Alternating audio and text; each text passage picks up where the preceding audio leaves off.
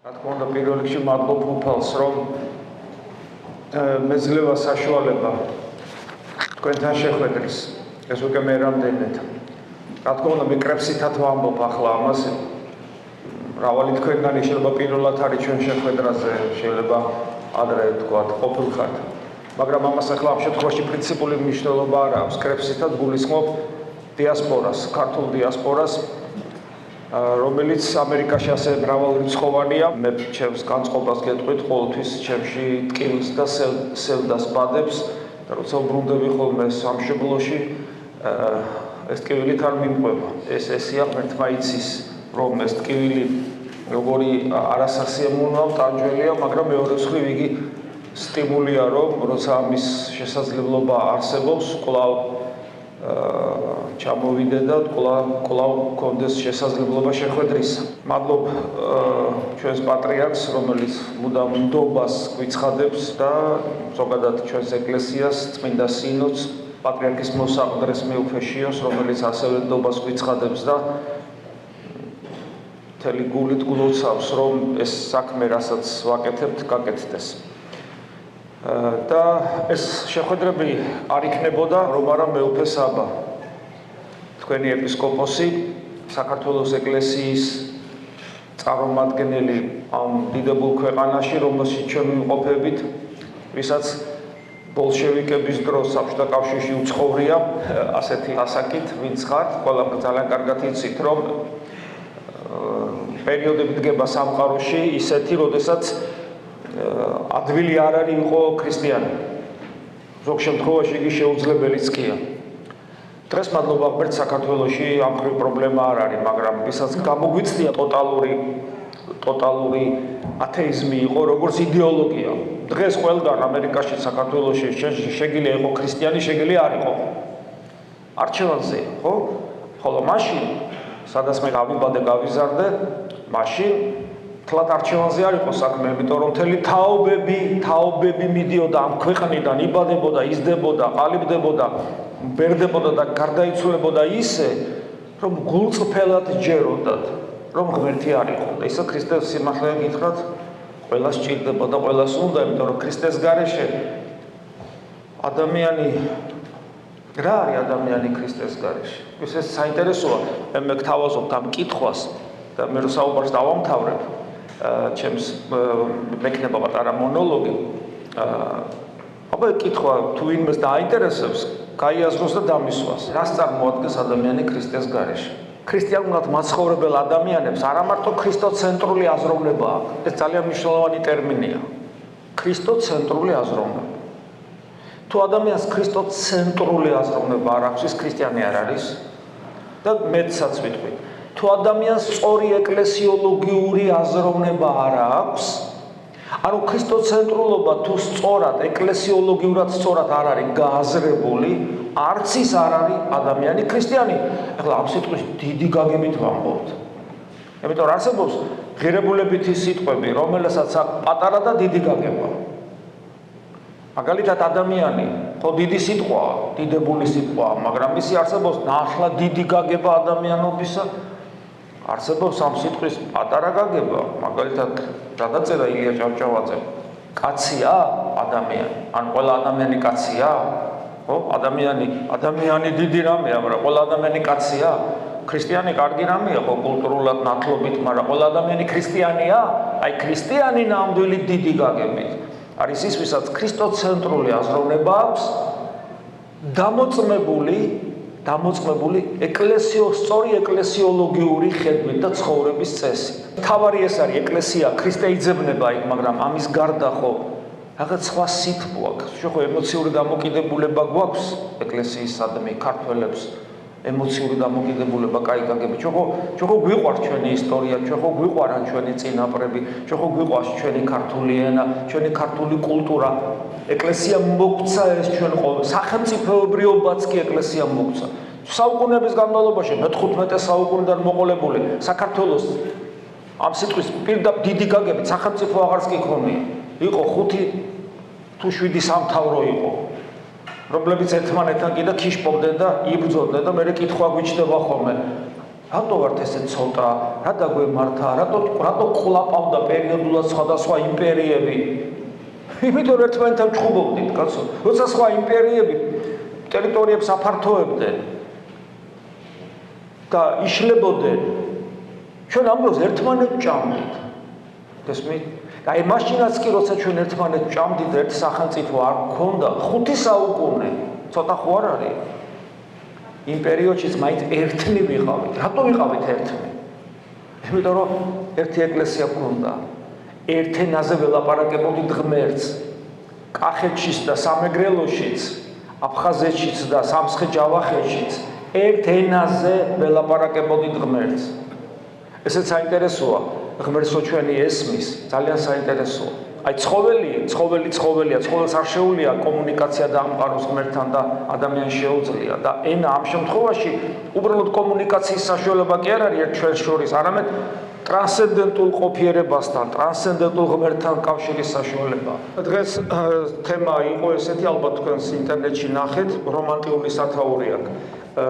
გზა შიშიდან სიმამაცემდე. როდესაც ეს ამ თემაზე მითხრეს მე, რომ ამ თემაზე იყო საჭირო საუბარი, ბუნებრივია რომ ვიფიქრე რაღაც რამდენიმე თეზის ისახით, რამდენიმე საკითხი ჩამოვწერე და მინდა რომ ეს საკითხები თქვენთან ერთად ძალიან მოკლედ გავიარო. სიმამაცე, თქვათ, ეს არის რაღაც ესეთი მისასვლელი გზაა და შიში უნდა დაიძლიოს, ბუნებრივია, ხო? როცა საუბრობთ შიშზე, აი შიში, რა არის შიში ზოგადად, როგორც ასეთი. საერთოდ ნებისმიერ საკითხზე როცა ვსჯელობთ, ნებისმიერ სფეროში ეხსია და ქრისტიანობა ამას პირდაპირ გავალდებულებს არ გამოვა სხვანაირად. ნებისმიერ საკითხზე როცა ვსჯელობთ, უნდა თითოეულ სიტყვას ჩაუღმავდეთ. ეს სიტყვა რას გულისხმობს? მაგალითად მეკითხებიან ხოლმე, რომ აი მამაო, ესე იგი ჩვენ მართლმადიდებელი ქრისტიანები ვამბობთ, რომ მართლმადიდებელი ცხონდება მხოლოდ და აბა სხვება რა დააშავეს, სხვები რა ჯოჯოხეთში წავა და კეთილი თუა 60-ში არ წავა და როგორც კი კითხვას უტრიალებ, აბა მითხარი რა არის 60 და რა არის ჯოჯოხეთი. და აღმოჩნდება ხოლმე, რომ ესე იგი სიღრმისეულად თუ ჩაფიქრდება ადამიანი, აღმოჩნდება რომ არ იცის რა არის 60 და რა არის ჯოჯოხეთი და შესაბამისად როგორ შეიძლება თქვა რაღაცაზე ვიმსჯელოთ, თუმცა ჩვენ ის არ ვიცით რას ნიშნავს. ესმით? აი ეს არ მაგალითად მამაო ჩვენოს ლოცულობს ადამიანი და ვეუბნებით. აბა მითხარი რას ნიშნავს რომ ღმერთს ეუბნები მამაოს? რას ნიშნავს ეს? რას ნიშნავს? ასე ამგვარად რომ ვსჯელობთ, ამით რისი თქმა გვსურს? ის რომ სულიერ ცხოვრებაში ნებისმიერი საკითხი თეოლოგიური, საღვთისმეტყველო, ნებისმიერი კითხვა, ლოცვა, ტექსტი წმინდა წერილიდან თუ წმინდა მომებიდან, თითოეული სიტყვა საჭიროებს გააზრებას. და განეს ლოგიკური არ არის, შეიძლება ჩვენ ახლა ერთმანეთს ველაპარაკოთ ისე, რომ სიტყვების აზრი ან არ გვესმოდეს, ან სხვადასხვანაირად გვესმოდეს. ძალიან მნიშვნელოვანია. აი მაგალითად გამოვიყენებ სიტყვა მედგარი. თანამედროვე ადამიანი გაიგებს, რომ მედგარი მაგარი, ყოჩაღი, ძლიერი და ძველი ადამიანი რო იყოს მე-12 საუკუნის სიტყვა მედგარს რო გაიგებს სუსტი, ჯაბანი, უსუსური, ნახეთ სიტყვა შეიცვალა მნიშვნელობა. ანუ გესმით, მე თუ არ ვიცი ამ სიტყვაში რას გულისხმობ მე და შენ რას გულისხმობ, ჩვენ შორის კომუნიკაცია არ დგება. ასევე ამ შემთხვევაში შიში და რა არის ეს შიში? ხო, ნუ ალბათ ჩვენ გვინახია რომ არათუ ადამიანი მწერი რომ მწერია, აი მწერი დაფრინავს და ღოღავს. იმასაც ხელს რომ მიიტან გარბის, რატო გარბის მწერი? რა თქმა უნდა, ეხა ის გააზრებულად არ მოქმედებს, მაგრამ ეშინია და რისი ეშინია? რისი ეშინია ზოგადად ცხოველს? ცხოველს ეშინია, ცხოველს აქვს თვითგადარჩენის ინსტინქტი. ამიტომ ცხოველს არ ეშინია რომ არ მოკვდეს. ანუ შიში ამ შემთხვევაში, აი ცხოველის შემთხვევაში, შიში აუცილებელია თუ არა? რა თქმა უნდა აუცილებელია. შიში რო არ გქონდეს, ხო? აუცილებლად განადგურდება, მოკვდება ძალიან სწრაფად. შიშია, რომელიც მას გადაარჩენს ბიოლოგიურად. თვითგადარჩენის ინსტინქტია. ეხლა მოვატრიალოთ ეს ადამიანისკენ. ადამიანი არსებობს თუ არა ბიოლოგიურადაც, ადამიანი სხვადასხვა სიბრტყეში ცხოვრობს. ათეისტები ძალიან ამარტივებენ, ადამიანი ცხოვრობს ერთ სიბრტყეში, მარტო ხორციელ სიბრტყეში და ნუ კიდე ერთი სოციალურ სიბრტყეში და ნუ ცოტა კიდე თუ უფრო რაღაცა ჩაუღმავდები ზნეობრივ სიბრტყეში და დამთავრდა. მაგრამ ფაქტი ფაქტად რჩება, ადამიანი როგორც არ უნდა განვიხილოთ და 64-შიც რო ავიყვანოთ, ადამიანი დღესდღეობით ეს არის ბიოლოგიურადაც არსებობს. ამიტომ ბიოლოგიურად მაცხოვრებელ ადამიანს და ჩვენ ყველანი ვართ ცხოვრობ ბიოლოგიურად, ბუნებრივია რომ თვითგადარჩენის ინსტინქტი ჩვენს გვაქვს.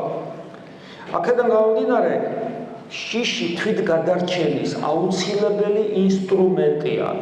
იმ შემთხვევაში, როდესაც საუბრობთ ბიოლოგიურ შიშზე და ეს პრინციპში სამარცხვინო არ არის. ნახეთ რა სიტყვა გამოვიყენა, სამარცხვინო არ არის. ეს ნიშნავს, რომ ზოგ შემთხვევაში შეიძლება სამარცხვინო აღმოჩნდეს. აი საჭმელის ჭამა სამარცხვინოა თუ არა? რა თქმა უნდა არა, ჩვენ ყველანი ვჭამთ.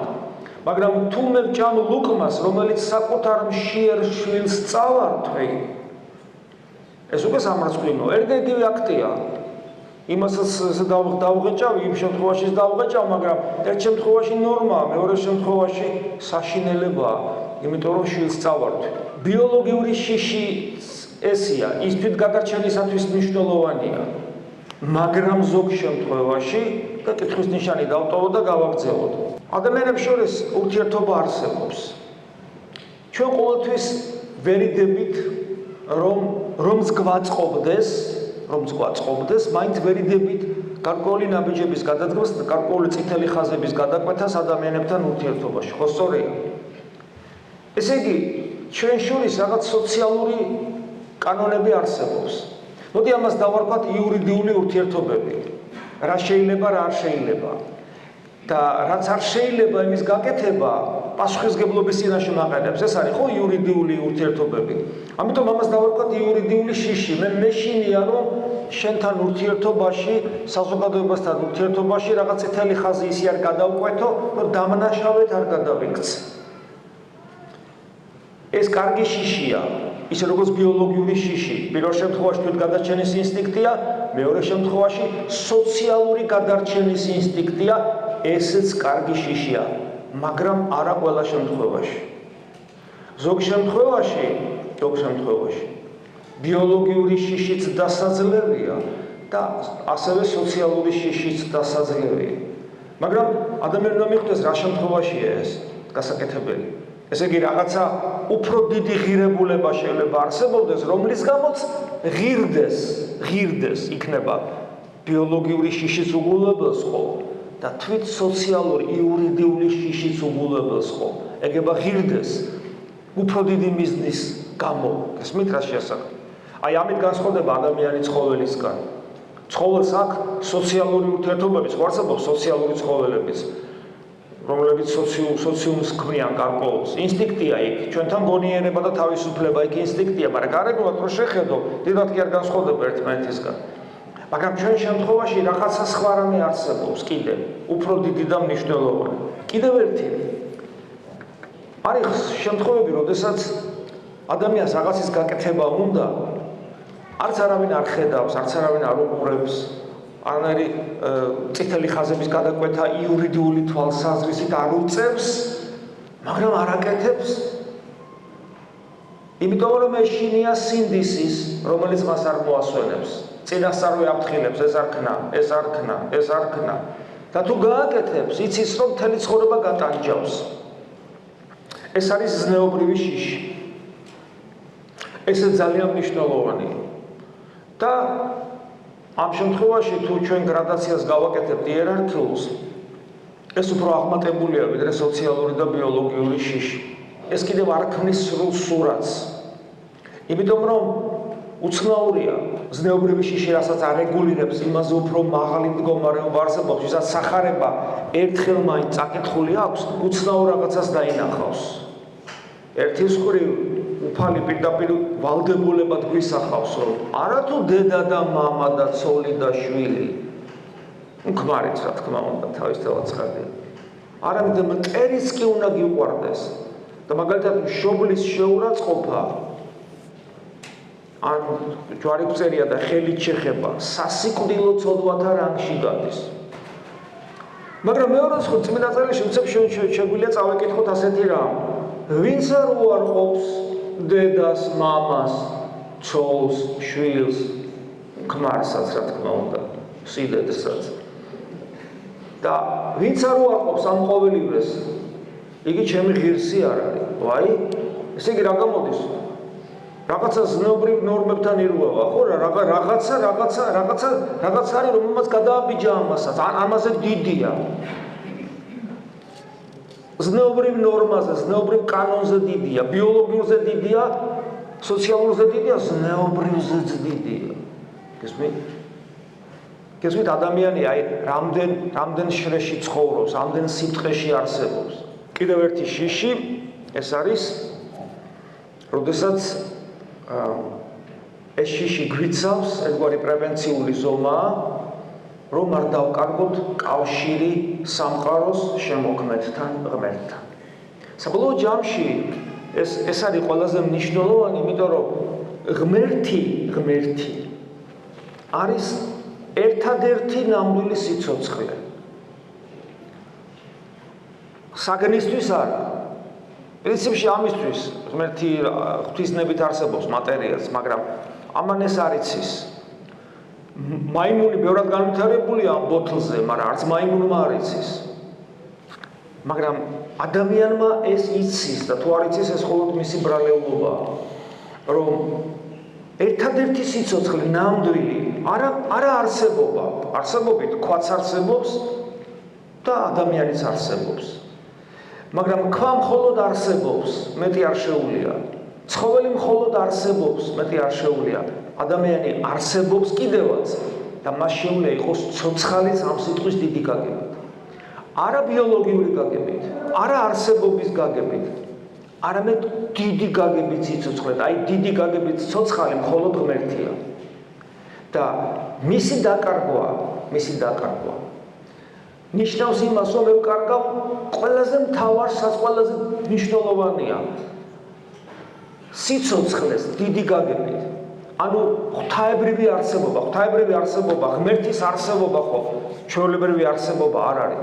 გესმით?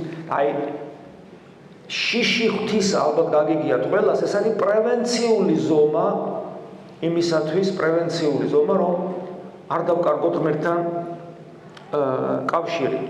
ეს არის ძალიან მნიშვნელოვანი, ძალიან ხშირად არ ესმით ხოლმე ადამიანებს, ამაო ღმერთი ხო სიყვარულია, ღმერთი ხო უნდა გიყვარდეს და ეს ღვთისშიში რა არის კაცო? ხო და ვამბობთ რა არის ღვთისშიში, თუმცა ეს ბევრნაირად განიმარტება, მაგრამ ერთ-ერთი ეს არის პრევენციული ზომა, რომ არ დაკარგო მასთან კავშირი. რატო უნდა დავკარგო მასთან კავშირი, როცა ის მე მიყვარს? აი რაც შეეხება ღმერთის სიყვარულს, ამაზეც ვიტყვით ორ სიტყვას, რა თქმა უნდა, მაგრამ როცა ადამიანს აქვს ეს დეკლარირებულად ესე განცხადებული, რომ მე ღმერთი მიყვარს კი არა, აი მეგობარს რო ეტყვი, რომ მე მიყვარ ხარ ძმაო შენ და ესე იგი შეყვარებულს რო ეტყვი, რომ მე შენ მიყვარ ხარ, იმასაც კი დამტკიცება ჭირდება და ჩვენ ხო ეხლა ხუცფელები თუ ვიქნებით, ხო ვიცით რომ როგორ ძნელია რომ ადამიანი გიყვარდეს და განა ჩვენ ცხოვრებაში ხშირად ყოფილა რომ შეგვძლებია დაგვემტკიცებინოს რომ მეგობარი ან მეუღლე გიყვარს ან სამშობლო გიყვარს და განა იშვიათად ყოფილა ის რომ ჩავჭრილ ვართ ჩვენ ამ სიყვარულში ხო ჩვენ ხო საკუთარი თავი ვიცით და თუ ასე ძნელია გიყვარდეს ის ვისაც ხედავ წარმოგიდგენიათ როგორი პრეტენზიულია ადამიანის ნაცვლად კაცო ღმერთი მიყვარს რა შიში რა შუაშია და როგორ გიყვარს როცა არ იცნო როგორ შეიძლება გიყვარდეს ის ვისაც არ იცნო გესმით ამიტომ და რადგან მე არ ვიცნობ და ამიტომ შეუძლებელია მიყვარდეს ამიტომ როცა მესმის ეს წმინდა წერილიდან არის მამა თეოდორე მხარ გამოიგონა რომ დასაბამისი სიბრძნის არის შიში ღვთისა ხო როცა ამიტომ მამას როგორც გამოცხადებით ჭეშმარიტებას სიმდაბლით უნდა შევხედო და არ მქონდეს პრეტენზია კაცო რა შუაშია შიში ღვთისა თავარია სიყვარული და რო არ გიყვარს და ვერც გეყვარება როცა არ იცნობ ამიტომ ეს პრევენციული ზომა შიში რომელიც გაიძულებს არ გაუშვა რაღაცა ჩანასახს ცირეოდენ ჩანასახს მაინც რწმენისას ხელი არ გაუშვა ეს არის ძალიან მნიშვნელოვანი ეხლა როგორ შეიძლება რომ შიში დავძლიოთ. შიში როგორ შეიძლება დაიძლიოს? ადამიანი ძალიან ხშირად უიმედობაში ვარდება. უიმედობით, დეპრესიით, სასოწარკვეთილებით, ხშირად სუიციდური მდგომარეობით გაურბის რაღაცა მძიმე მდგომარეობას და ხშირად შიშსაც კი გაურბის. მაგრამ შიშს ამით ვერ დაძლებ. ის ძალიან ღრმად არის ფესვებგამდგარი ჩვენში. ამას თავის მიზეზები აქვს, იმიტომ რომ კიდევ ვიმეორებ, ჩვენი შიში რომ მხოლოდ ბიოლოგიური იყოს, ესე ცუდია. როცა ადამიანი ცხოველივით უსუსური ხდება განსასწრების წინაშე. კარგი ხო არ არის? აი ადამიანი, მაგალითად ადამიანის ღირსება შეიძლება როგორ შეელახო? როცა მაშინ მუდამ ემუქრები სიცოცხლის მოსპოვით. ადამიანს შეიძლება ღირსება მომტყუნოს და ძალიან ცუდ მდგომარეობაში აღმოჩნდეს და ღირსება შეელახოს. მხოლოდ იმის გამო, რომ ის ბიოლოგიურ სიცოცხლეს უფრთხილდება. ეს რა თქმა უნდა ურწმუნოებაა, და რომ ადამიანი ქრისტიანი საკუთარი თავის იდენტიფიცირებას ხორცზე არ ახდენს, აი როგორც ფჩხილზე არ ახდენს, ნეკათითის პირველ ფალანგაზე არ ახდენს, არც თლიან ნეკათითზე ახდენს, არც მაჯამდე რომ მოაჭრან არ. ანუ ეს რომ მიყვე ადამიანი ქრისტიანს გულისხმობ, საკუთარი თავის იდენტიფიცირებას ხორცზე საერთოდ არ ახდენს. შესაბამისად ქრისტიანს ვერ შეაშინებ ხორციელი სიკვდილით. მაგრამ ეს მაშინ, როდესაც ის ქრისტიანია დიდი გაგებით ქრისტიანი ვინ არის? ვინც იცნობს სიცოცხლეს, ერთადერთ ნამდვილ სიცოცხლეს, ანუ ღმერთს. და მასთან კავშირი აქვს. თუ ადამიანი ამ სიცოცხლეს არ იცნობს, ძალიან გაუჭირდება, რომ ეს ბიოლოგიური შიშის ინსტინქტი დაძლიოს. შიში ზოგადად თუ გვინდა რომ დავძლიოთ და ღირსეული გამოვიდეთ შიშთან ბრძოლაში. ის იმ შემთხვევაში დაიძლება, ოღონ პრინციპში ღვთის შიშიც იძლება, ოღონ ამას თავისი ცოტა სხვა მხარე აქვს. თუ გვინდა რომ ინსტინქტური შიშები დავძლიოთ, ბიოლოგიური, სოციალური, იგზნეობრივი, უნდა ფასეულობათა იერარქია, რომლითაც ჩვენ ცხოვრობთ, ფასეულობათა იერარქიაში რაღაცა ცვლილება უნდა შევიტანოთ. სწორი აქცენტები უნდა დავსვათ. ეს ძალიან მნიშვნელოვანია, არც ერთი ადამიანი არ არსებობს, რომ არ ქონდეს ფასეულობათა იერარქია. არ არსებობს. ყველა ადამიანი თვლის, რომ მისთვის უპირველესი ცხოვრებაში არის ეს, მერე ეს. არის ყველა ადამიანის ცხოვრებაში არის წითელი ხაზები. ამას გავაკეთებ, მითუმეტეს თუ არავინ არ მიყურებს. მაგრამ ამას, რომ არავინ არ მიყურებს, ცოცხალი თავით არ გავაკეთებ. რაღაც წითელი ხაზები არსებობს. ყველა ადამიანში არსებობს, ეს მისი შეგნებული გადაწყვეტილებაა. და ეს შეგნებული გადაწყვეტილება როგორც წესი თვით გადარჩენის ინსტინქტზეც მაღალია ხოლმე, მაგრამ თუ ადამიანს ჭეშმარიტად, როგორც ღვთის ხატებასა და მსგავსებას, ხატებისა და მსგავსების შესაბამისად აქვს გასწორებული ფასეულობათა იერარქია, დამერწმუნდეთ, რომ ის ნებისმიერ ბიოლოგიურ შიშს ძლევს. მაგალითად ადამიანი აუცილებლად გაწირავს თავს ბიოლოგიურ სიცოცხლეს, აი ეს რომელიც მნიშვნელოვანია თვით გადარჩენისათვის, მაგრამ არა ყოველთვის თქვი, ის აუცილებლად გაწირავს თავს, როცა თავის გაწირვით მას შეიძლება გადაარჩინოს შვილი, ძმა, მეგობარი, მეუღლე და თუ კიდევ უფრო ძლიერია, ხო, სამშობლოსაც შეიძლება შეეწიროს, გესმის ზოგადად მოყვას, იდეას და რა თქმა უნდა, ქრისტესთვის თავს დადებს სიხარულით. ეს არის ადამიანის ღირსება. დიახაც ადამიანს შეუძლია დაძლიოს ბიოლოგიური შიში, თუ მას ღირებულებათა სისტემა გამართულია, ასეთი ადამიანი არის მამაცი. მას ვერაფრით ვერ შეაშინებ, ვერაფრით ვერ გატეხავ, ვერაფრით სულ მოკლეობას ვერ გამოავლენინებ, იმიტომ რომ მისთვის უმაღლესი იერარქია ქრისტიანის შემთხვევაში არის იესო ქრისტე და მასთან ერთად მოყვასი. ეს ერთი ამ შემთხვევაში, როცა საუბარია ბიოლოგიურ შიშზე.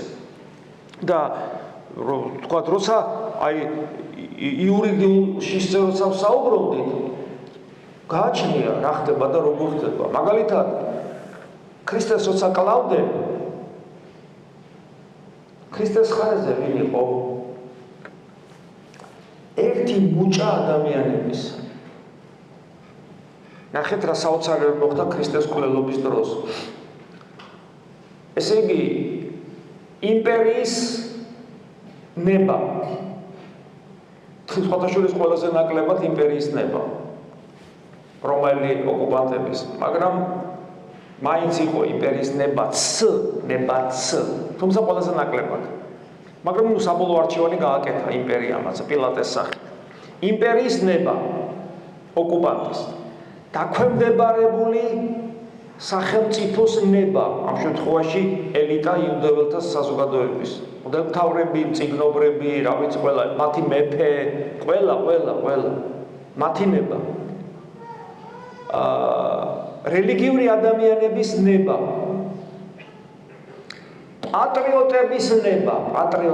პატრიოტების ნება სამშობლო უყვართ და თავს წირავდნენ ოკუპანტებთან ბრძოლაში პატრიოტების ნება და უბრალო ხალხის ნება მეთევზეების ხელოსნების ამათი ნება ერთმანეთს დაემთხვა ხო სხვადასხვები არიან სოციალურად, პოლიტიკურად, რა ვიცი, ეროვნულად, რელიგიურად ყველა სხვადასხვა მთელი საზოგადოება, მთელი ხალხი მათი ნება ჰარმონიაში მოვიდა, უნისონში მოვიდა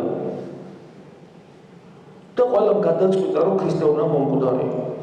მხოლოდ ერთი მუჭა ადამიანების ისიც შეშინებულები და გაქცეულები ფაქტობრივად ისინი არ ჩანდნენ და მთელი ხალხის ნება იყო რომ ქრისტე მომკვდარიყო.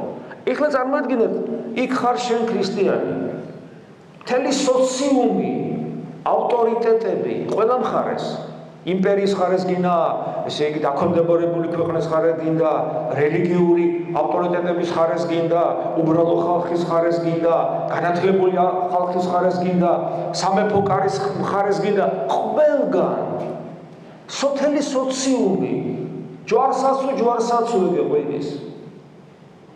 შენ გარიყული აღმოჩნდებოდი ქრისტეს მხარეზე რომ ყოფილიყავი და აი აქ იყო ზუსტად შენი სიმამაცე რომ შენ თუ იერარქიულად გასწორებული გექნებოდა ეს ყველაფერი იცოდი რომ ქრისტეს ღალატი არ შეიძლება და შენ იტყოდი არა არ უნდა მოყდეს ქრისტე. ანუ ამ შემთხვევაში იურიდიული შიში რომ შენ შეიძლება მიგაყოლონ და მოკლან და საერთოდ საზოგადოებიდან გაგრიყავენ შენზე აღარ მოქმედებს აი როგორც ბიოლოგიური შიში დაიძლია სწორე ფასეულობათა იერარქიით ასევე დაიძლებოდა იურიდიული შიშიც სწორი ფასეულობათა იერარქიით მხოლოდ სწორი ფასეულობათა იერარქია თუ ფასეულობათა იერარქია სწორი არ არის სულ თავგზა აგებნება ვერ გაიგებ რა უნდა გააკეთო ესეა დღესაც ესე იყო გუშინ ესე იქნება ხვალ თუ ადამიანს არ აქვს ფასეულობათა სწორი იერარქია მას ვერასოდეს ვერ შეძლებს უშეცდომოდ გაიაროს თავის ცხოვრება და გარდაცვალებამდე ღირსეულად მივიდეს სულ შეცდომებს დაუშვებს იმიტომ რომ არ აქვს ეს იერარქია გესმით აი ეს არის ზნეობრივი საკითხიც ამაში შედის გარკვეულწილად მაგალითად ჩვენ ეკლესიის ისტორიაში განსაცვიფრებელ მაგალითებს ვნახავთ მაგალითად წმინდა ბარბარე ისიც მისი ისტორია მამამისი ეუბნება შვილო თავს ამჭერი რასაკეთებ ჩვენი мама პაპა ამას ასე ცხოვრობდა გესმის ანუ თან ეს არის мама რომელსაც შვილი ძალიან უყვარს ეს უბრალო мама არ არის დიდად მოყვარული თავის შვილისა რას მიკეთე ან დიოკლეტიანე ერთ-ერთი ჰუმანისტი და ფილოსოფოსი იმპერატორი ძალიან კარგი რომის მისი შვილივით გაზრდილი გიორგი შვილო რას მიკეთე მთელი სამეფო შეიძლება შენთვის დამედოვებინა რას მიკეთებ თავს ამჭერი კაცო რას მიკეთებ ანუ აქ ისეთი ზნეობრივი პასუხისგებლობა ერთ შემთხვევაში მამამი ორ შემთხვევაში გამზდელი ასეთი მაგალითები ცით რამდენია და ამ დროს ესენი ზნეობრივ ნორმებს გადალახავდნენ მამაშვილურ ურთიერთობებს შეურაცხყოფდნენ და ამბობდნენ არა ქრისტეს არ უღალატებ აი აქ დაიძლია ეს ზნეობრივი შუშანიკის ისტორია ესმის აღარც ქმარი უნდა აღარც შვილი უნდა იმიტომ რომ ისინი მოღალატები აღმოჩნდნენ ქრისტეს სახარებას დაუბრუნდეთ წარმოედგინეთ გაიგეთ რომ ვიღაცა კაცი საზღარი თავისთანი საზღარი ადამიანების მეთაური ხანის აწიევკა, ხანის აწიევკა. და უცებ თქვენ სოფელში ვიღაცები აწიევკა და იცნობ იმად, შენი მეგობრები არიან, მე შენი ნათესავები. იქ ვიღაცა მოკლეს, გაძარცვეს, გაუპატიურეს, საშინელებები ჩაიდინეს. და უცებ გაიგე ვინ არის ეს ადამიანი და ღმერთო დასაჯეს ეს ვინ არის კაცო რა. ზნეობრივი ამბოხი გაქვს, სამართლებრივი ამბოხი გაქვს. სწორი ხარ, სწორი ხარ. იმიტომ რომ ქრისტეს ჯვარცმა გაიგე და მიხვედი გოლგოთაზე. თუ უცებ რას ხედავ? იქ არ არის? ქრისტეს უნდა გავიწყდა.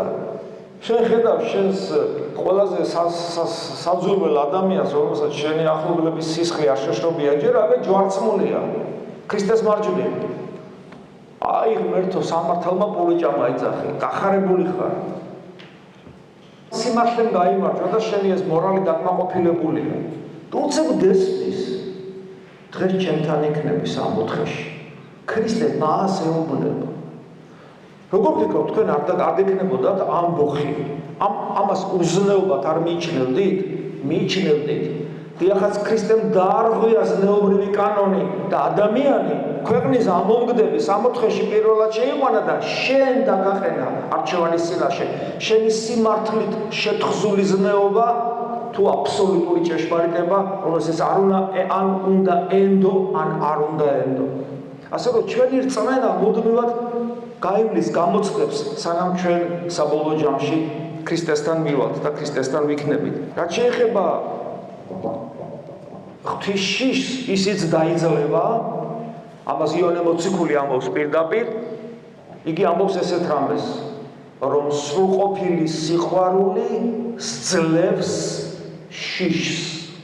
მე როდესაც ქრისტიანს მეშინია, რომ ღმერთთან კავშირი არ დავკარგო, იმიტომ მეშინია, რომ მე ქრისტეს არ ვიცნობ და იგი არ მიყვარს.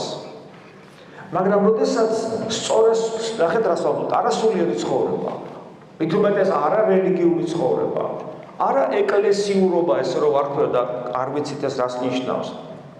მით უმეტეს არა ის, რომ მე ქრისტიანი ვარ კაცო და საფრთხელს რო ვიტყვი, ჩვენ სალოცავებს გავამარჯოს. გესმით? ან მით უმეტეს ისეთი რამ, რომ მე ღმერთი ისე მიყვარს, გესმით? და სახარება საკითხული არ მაქვს, საერთოდ არ ვიცი ქრისტეს რა უნდა საერთოდ. არამედ, როდესაც მართლა ადამიანი სწორი სულიერი ცხოვრებით ნაბიჯებს გავს და გამოცდილებად ეძლევა რაღაც საოცრება. მის გულს ქრისტე ეხება და მან იცის, როდის შეეხო ღმერთი მის გულს და როდის არა. იწყება მცნობელობა ქრისტესთან, მცნობელობა. ასეთი ადამიანი უცნაური რა ხდება, თავის ცხოვრებაში იცით რას ხედავს. თავის ცხოვრებაში ხედავს იმ განსასწრებების და მიუხედავად, იმ ტკივილების და მიუხედავად, იმ უსამართლობის და მიუხედავად, რაც თითოეული ჩვენგანის ცხოვრებაშია, ხედავ, რომ ყველგან თვით უმძიმეს განსასწრებებშიც კი აქ რო ხარ, თქვენ განსასწრებში ხართ ყველანი. აბა აქ რა გინდათ სამშობლოდან გადმოხვეწილები რატო ხართ? დალხენილი ცხოვრების გამო ხარ წამოსულ ხართ. ხო ყველას გინდათ სამშობლოში დაბრუნება. ხო აი თითქოს გამოგდებულები ხართ, ხო? და უცებ დაინახავთ, რომ ყველა დიდ განსაცდელში ღმერთი არასოდეს არ გტოვებდა და ეხლაც შენთან რომ არის. და კიდევ უფრო მეტ რამეს დაინახავ, რომ ღმერთი ყოველთვის ზრუნავს შენზე და ახლად ზრუნავს. და დაინახავ შენს ცხოვრებას, არა უბრალოდ ცხოვრებას, არამედ საღმრთო ისტორიას. ან შენი ცხოვრება უბრალოდ დროში გაწერილი ბიოლოგიური სულაკი არ არის ამ სამყაროში, არამედ საღვთო ისტორია, ანუ ყოველ ნაბიჯზე ღმერთი შენთან არის. ამას როგორც კი დაინახავ, აი მე ხვდები, რომ მას შენ უყვარ ხარ. როგორც კი იგრძნობ, რომ ქრისტეს შენ მართლა უყვარ ხარ შენ ტკივილებში, ეს საერთოდ და შენ თუ ამაში მართლა დარწმუნდები, ეს რაში გამოვლინდება, იცით, არასოდეს აღარ იწუწუნებ, აღარ გექნება დრტვინვა, არავის განკითხვა, არავის სიძულვილი, ქრისტეს დაამსგავსების სიმშვიდით, სიმდაბლით, დიდსულოვნებით, უკიდურესად საშინელი მტრის სიყვარულითაც კი, არავის არ ოსურებთ სულს, გესმის? არამედ იქნები მშვიდი, მდაბალი, მოწყალე, ქრისტეს დარითვისებებით შეიმკობი. და უცებ იგრძნობ, რომ ქრისტეს როგორ უყვარ ხარ. და აი აქ ხდება ის გარდატეხა. ნახეთ იონე მოციქული როგორ ამბობს. ჩვენ გვიყვარს იგი, ანუ ჩვენ ვიყვარს იესო ქრისტე. რამე თუ პირველად მან შევიყვარა. ეს არის ფორმულა ღვთის სიყვარულისა. შენ თუ არ იგრძელი შენ ცხოვრებაში, რომ ქრისტეს უყვარხარ, მაგრამ თუ არ იგრძელი და ეს გამოვლინდება იმაში, რომ შენ ქრისტეს გავხარ, შენ თუ არ იგრძელი რომ ქრისტეს უყვარხარ, შენ არ შეგიძლია მისი სიყვარული. შენ თუ წუწუნებ, დრტვინავ, იბოღმები, გძულს, განიკითხავ, ბრაზობ და ერთ ამბავთ ხვალინდელი დღის გეშინია.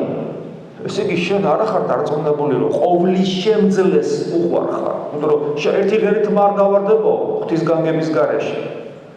ესე იგი შენ არ გჯერა რომ შენზე ზრუნავს და როგორ შეიძლება ვისაც შეუძლია რომ დაგიფაროს და ყოვლის შემძლეა, მაგრამ შენზე არ ზრუნავს, საშინელ დღეში ჩაგაგდო, უსამართლოდ გდებნია და ასე შემდეგ და უამრავი პრობლემა გაქვს. მას კიდე შენ დახმარება შეუძლია. ესე იგი რა გამოდის? შენ დარწმუნებული ხარ რომ მას არ უყვარხარ და სანამ ესია, შენ ვერ შეიყვარებ იმას, ვისაც შენ არ უყვარხარ. ნამდვილი სიყვარული. ამიტომ თუ გვინდა რომ შიში გაქრეს ჩვენში, ღვთის შიში, ჩვენ უნდა მივიდეთ იქამდე რომ დავინახოთ რომ ჩვენ მას უყვარვართ. თუ ჩვენ ვიგრძელით რომ მას ჩვენ უყვარვართ და ეს სწორი სულიერი ცხოვრებით მოვა, მაშინ ჩვენ მართლა შევიყვარებთ მას და ადამიანს, რომელსაც ქრისტე უყვარს, მას რა თქმა უნდა შიში აღარ ჭირდება. ეს პრევენციული ზონა რო არ დავკარგო, შეურაცხყოფ არ მივაყენო, გული არ ვატკინო თვალს. ეს ხდება, იმიტომ რომ მე რასაც ვაკეთებ, სუნთქვასაც კი რომ სუნთქავ, ქრისტეს სიყვარულით სუნთქავ. და არაფრის აღარ მეშინია და გარდაცვალება პირიქით მიხარია, იმიტომ რომ წავალ იმასთან, ვის მთელი ჩემი არსებით მიყვარს. აი ეს არის საბოლოო ჯამში ნებისმიერი შიშის, მათ შორის ღვთის შიშის დაძლევის გზა, ანუ ქრისტესადმი პირუთვნელი უპირობო ერთგულება და სიყვარული. ეს არის ის მოკლედ ის თემა, რაც მე მინდოდა თქვენთვის მეთქვა შიშიდან სიმამაცამდე და ასეთი ადამიანის შეშინება, რადგან შეუძლებელია უკვე ესეთი ადამიანი მამაცი. აფარისი. სახარებაში მოციქულების კითხვაზე როდის მოხდება ეს, აქ მეორე მოსვლაზეა საუბარი, უფლის დიდების დაბრუნებაზეა საუბარი. უფალი პასუხობს, რომ ეს ის მხოლოდ მამა, მაგრამ თუ გავითვალისწინებთ, რომ ღმერთი ერთ არსია, ასევე ქრისტეს ნათქვამს, რომ მამა ჩემშია და მე მამაში ვარ, გამოდის, რომ ქრისტე ღმერთმაც უნდა იცოდეს ყოველივე ის, რაც იცის მამა ღმერთმა. გთხოვ თქვენ განმარტებას. წმინდა მამებთან ცალსახად არის ეს ნაწილი განმარტებული. იონე ოქროპირი ესეთ რამეს ამბობს, რომელმაც დრო შექმნა, როგორ შეიძლება რომ არ იცოდეს, როდის იქნება მისი სამყაროში დაბრუნება. ანუ დრო შექმნა და დრო მისი ქმნილება. ჩვენ დროში ვცხოვრობთ და ამიტომ ჩვენ რაღაც დროის მონაკვეთს ხედავთ, წარსულს, თქვათ რაღაცა აწმყომდე, მომავალი ჯერ არ დამდგარა, არ ვიცით, მაგრამ ღმერთისათვის ეს ერთი მთლიანობა. ამიტომ ღმერთმა რაიმე არ იცოდეს, რაც ჯერ არ მომხდარა, შეუძლებელია, იმიტომ რომ კიდევ მეორე ჩვენ აი როგორ წამებია დიდი ბურთი რო იყოს, დიდი უზარმაზარი ბურთი და ან უზარმაზარი, აი თქვა თუნდაც აი ამ იატაკიდან ჭერის სიმაღლე. და იმ ბურთზე უამრავი წარწერა, პატარა წარწერები. და ხა მე ვზივარ ამ ბურთის წინ. და ჩემ წინ არის რაღაცა მონაკვეთი, ხო სწორია და ვკითხულობ რამდენიმე სიტყვას მხოლოდ აქ. და დანარჩენი სიტყვა რო წავიკითხო, ასეც უნდა მოვატრიალო, კომენტარს უნდა ჩამოვატრიალო. ხა წარმოიდგინეთ, რამდენი ხანი მოუნდები მე ამ ბურთზე დაწერილი ტექსტის წაკითხვას. რა ვიცი, ალბათ თელი დღე შეიძლება დამჭირდეს, ასე უფრო დიდია ბურთი, უფრო მეტი დრო დამჭირდება. ანუ დროში გაიწელება. ეს ყველაფერი დროში გაწელილი იქნება, მაგრამ საბოლოო ჯამში მე ამ ინფორმაციას წავიკითხავ. და წარმოიდგინეთ, რომ შევქმნა ხელსაწყო ვიდეო თვალი ისეთი გარშემო, რომელიც ამას ერთი კნოპკის დაჭერით უცებ სკანირებას გაუკეთებს და წაიკითხავს. გესმით? აი დაახლოებით ესეა, ღმერთი ესე ხედავს თელ ყოფიერებას, დროში გაწელილს. და ჩვენ გვჭირდება ტრიალი, ეს. ამიტომ ვინ შექმნა დრო და ძე ღმერთი არის პირდაპირ პავლე მოციქული ამბობს რომელმაც შექმნა ჟამნი ანუ ძე ღვთისა რა თქმა უნდა მამასთან და სულიწმინდასთან ერთად ძე ღვთის არის შემოქმედი მატერიის მათ შორის დროისა რა თქმა უნდა მან ყველაფერი იცის მაგრამ როცა საუბარია იმაზე რომ არ იცის არ ვიცი ამბობს ეს არის პედაგოგიური მოსაზრებით იმიტომ რომ მათთვის მოციქულებისათვის და შესაბამისად თითოეულ ჩვენგანისათვის არ არის სასარგებლო ცოდნა იმისა თუ როდის იქნება უფლის დაბრუნება თორე ადამიანი მოდუნდება დღესაც კი რო არიან ადამიანები აი მეორე დღეს ხო იქნება ამ დროს ბიჭო ამ დროს და გულისხმობ 3 წელიწადში 10 წელიწადში 20 წელიწადში 5 წელიწადში სიტყვა შენ შეიძლება ამ საღამოს კვდები და ღვთისიანაში წარსდგები შენი მეორე დღოსვაც ეგ იქნება რა დროს ერთი წლის მერე რა იქნება ის არის შენ დღეს არ ახარ კარგი ქრისტიანი ანუ ადამიანი დუნდება სხვა რაღაცებზე აკეთებს აქცენტს ამ მოტივით არის ნათქვამი ერთი მერე ეს ამ მოტივით არის ნათქვამი საჩას კიდე აქ კი ამბობს ესე რომ არანებებენ თავს მეც არ ვიცი ეუბნება მაგრამ მე საქმე მოციქულთა შეეუბნება თქვენი საქმე არ არის ამის ცოდნა კაცრად ეუბნება უკვე თორე იქაც მაგას ეკითხებიან უკვე ამაღლების წინ როდის იქნება თქვენი საქმე არ არის და მესამე როგორ ფიქრობთ ქრისტე არის ღმერთი რომელიც ადამიანად მოვიდა რატო შეამას თუ ღმერთია რატო იღლება რატო გაიარა პერიოდი ჩვილობიდან როცა ჩვილი რო იყო დედა უვლიდა აჭმევდა ასუფთავებდა დედა ო მარიამ ხო 12 წლისა როცა ანსუფრებს თავის სიბრძნით იქ ესე იგი მღვდლებს ტაძარში რატო ემორჩილება დედას და მამას მაინც ანუ რა ხდება მან ჩვენთვის ადამიანისათვის მიიღო ადამიანური ბუნება და ყველაფერი ჩვენი უძლურებანი რომ ჩაეძინება და ახლის და ასე შემდეგ ყველაფერი გაიარა სიკვდილის ჩათვლით კი არა ღმერთსროლება რატომ იმატოვე ხო აი იმის ღმერთისაგან მიტოვებულობის ჩათვლით ყველაფერი განიცადა თვითონ თავისი ნებით განიცადა ეს მას უნდოდა რომ ეს განიცადა ესმი სიკვდილით ჩვენ ახლა ადამიანებს გონია რომ აი ჩვენ მოვკალით ქრისტე. კი, ჩვენ მოვკალით ქრისტე ჩვენი გადაწყვეტილებით, მაგრამ ქრისტეს როგორ მოკლა ღმერთია.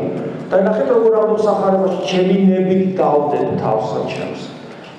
მან გადაწყვიტა რომ დამორჩილებოდა, გადაწყვიტა რომ მოშიებოდა, გადაწყვიტა რომ ღვთისაგან მიტოვებულობის განცდა ქონდა, გადაწყვიტა რომ აი არ ვიცი და არ გეუბნები, არ ვიცი. იმდო არ გეუბნები რომ არ ვიცი. ანუ ყველაფერი აბსოლუტურად. ანუ ის ხშირად ავნებს თავს უკიდურესად როგორც ადამიანი თავის ყველაფერი მათ შორის უმეცრები მაგრამ სიახლეში რა თქმა უნდა მან ყველაფერი იცის ეს მით აი ამაშია საქმე ამიტომ ეს არის ერთადერთი განმარტება რა ის ხშირად მოქმედებს როგორც ადამიანი ლიტონი ადამიანი და თან პედაგოგიური მოსაზრებით არ გეუბნება ის თორე ჩვენთვის მავნებელია ეს ცოტა ვრცელი კითხვაა რა ვიცი რამდენად ღირს ამის წაკითხვა აქ საუბარია იმაზე რომ ივანეს სახარების სიტყვა ამოყვანილი რომ დასაბამიდან იყო სიტყვა და სიტყვა იგი იყო ღმერთთან და ღმერთი იყო სიტყვა იგი და მე აქედან არის სამწუხაროდ არასწორი დასკვნა გაკეთებული ქრისტე ღმერთი არის სიტყვა და ჯვარს ეცვა ნახეთ რა წერია ჯვარს ეცვა არა მხოლოდ ფიზიკურად ქრისტე ღმერთი არამედ მასში არსებული ღვთაებრივი სიტყვაც ღვთაებრივი ენა წერეთ ეს სიტყვა ლოგოსი გამოყენებულია როგორც ენის სამეთყველო ენის სინონიმი რაც ასე არ არის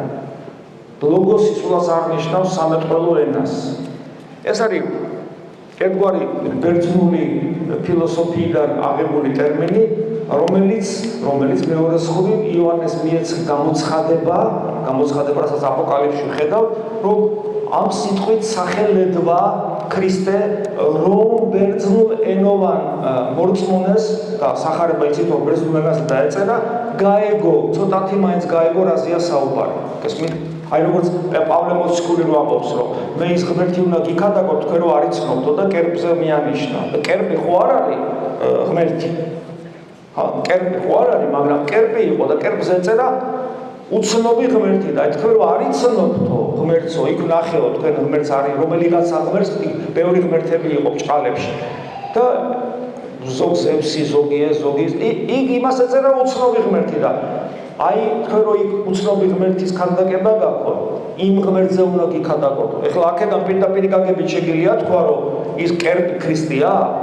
ეს პავლე მოციქული ამას იყენებს იმისათვის რომ ეს არეოპაგში ათენელებთან კომუნიკაციაში შევიდეს და გააგებინოს აზე ელაპარაკება. ასე ამ შემთხვევაშიც. ეს ის ლოგოსი არ არის წარმართული ლოგოსი, მე მაქსიმი ახსაებელიც იყენებს ამას ამ ტერმინოლოგიას, მაგრამ ეს არც სალაპარაკო ენაა.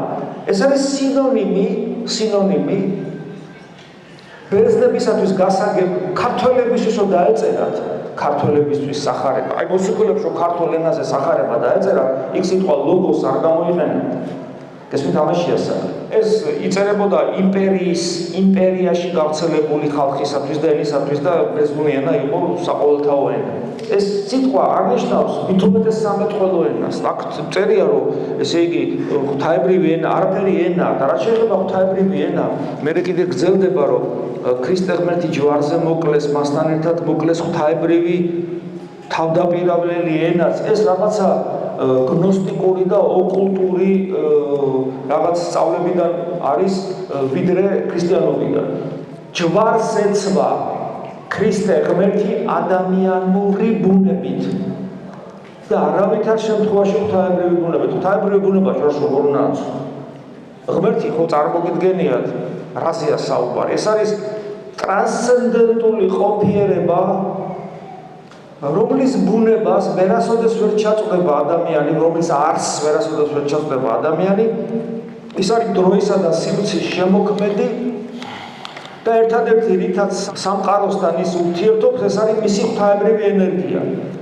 ხოლო ადამიანური ბუნება რომ შეიერთა, ეს ნიშნავს იმას, რომ ძე ღმერთი როგორც პიროვნება, როგორც ჰიპოსტასად პიროვნებად გაუხდა კაც იესოს. აი გასაგები რო გავხადო, რა თქვა? აი ბოთლი. არ არსებობს ზოგადი ბოთლი. არ არსებობს ზოგადი ჭიქა. არ არსებობს ზოგადი მიკროფონი. ყველაფერს აქვს თავის კონკრეტულობა. არ არსებობს ზოგადი ადამიანი. არ არსებობს ზოგადი ჩანასახი დედის წიაღში.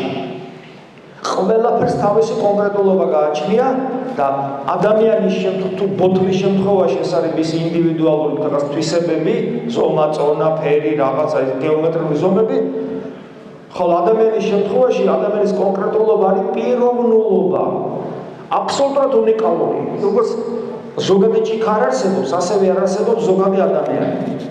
არ არსებობს ზოგადი ჩანასახი. ამიტომ ნებისმიერი აბორტი არის საშინელი ცოდვა აბსოლუტურად უნიკალური პიროვნების მკვლელობისა, რომელიც არ ყოფილა და აღარასოდეს აღარ განმეორდება მთელ კაცობრიობის ისტორიაში. ესმით, აი ზოგი დღეს არის ხოლმე კამათი, რომ კაცო, ჩანასახის მოკვდინება რა პრობლემაა, სულია აქ ჯერ თუ არა აქ და არის კამათი, ხა აქ თუ არა სული. თქვენ დავუცულებო, დასწრულ ადამიანს რო შეხედავ, იქ ვერ გაიგებს სული აქ თუ არა იმ ადამიანს და ჩანასახი, რომელიც თვალით არ გინახავ, დედის სიახშია, როგორ უნდა გაიგო ესე, აქ თუ არა სული. რა მნიშვნელობა აქვს ამას პრინციპული? ქრისტიანობა ამბობს, რომ სული უკვე აქვს. მაგრამ რა მნიშვნელობა აქვს ამას? ზოგადი ჩანასახი ხო არ არსებობს. ის ხო აბსოლუტური კონკრეტულობაა და ადამიანური ჩანასახის კონკრეტულობა ეს ის კონკრეტულობა, რომელიც თუ დაბადებულიყო და გასწილიყო, ექნებოდა, ანუ პიროვნება, უნიკალური, გესმით? და იესო ქრისტეს კონკრეტულობა, ზოგადი ხო არ შეიძლება იყოს, ზოგადი არაფერი, ზოგადი ძაღლი არ არსებობს, ძაღლია, ჭიქა, კონკრეტული. იესოს კონკრეტულობა არის ძეღვთისა. აი ძეღვთისას პიროვნებად გაუხდა იესოს. და აქ მოხდა ღმერთისა და ადამიანის შეერთება. ერთი პიროვნება არის ღმერთიც და იგივე პიროვნება არის ადამიანიც.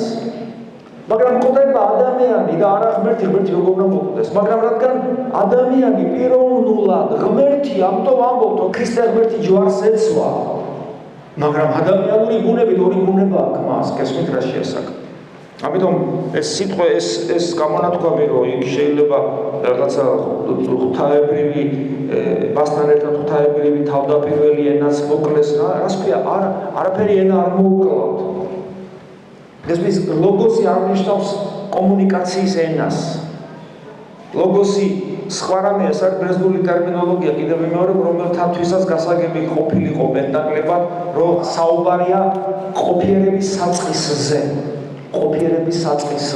ანუ ღმერთს იმიტომ დაერქვა მას ლოგოსი ყოფიერების საწყისი ზოგიერთი მკვლევარი ძეღთისა ღვთაებრივი სიწმინდის შემცველი ანუ ეს კატასტროფული ტერმინოლოგიური ნონსენსია რომ ძეღთისა ღვთაებრივი სიწმინდის შემცველია. ხო გეტყვით ქრისტიანულ სწავლებას.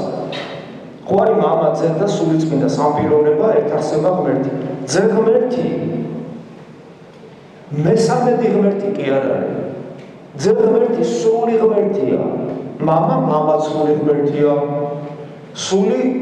სულიწმინდა სული სამი ღმერთი არა ერთი ღმერთია და ლოგიკური ნებისმიერ ლოგიკური აპარატი იმსხვრება გამოცხადებით საიდუმლოებას. ამიტომ სიწმინდის შემცველი ეს უბრალოდ თეოლოგიური ნონსენსია.